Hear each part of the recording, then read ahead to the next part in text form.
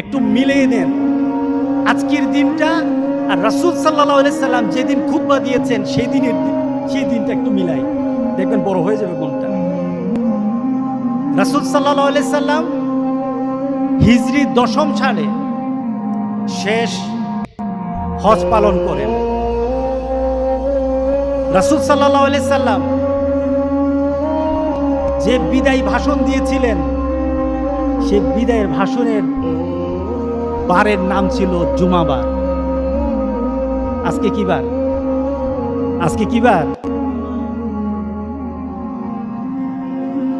সেই যে ভাষণ দিয়েছিল এটা জিলহজ মাসের 9 তারিখ ছিল। জিলহজ মাসের 9 তারিখ। আজকে কয় তারিখ? আজকে কয় তারিখ? সুবহানাল্লাহ। জুমাও মিলে গেছে, 9 তারিখও মিলে গেছে।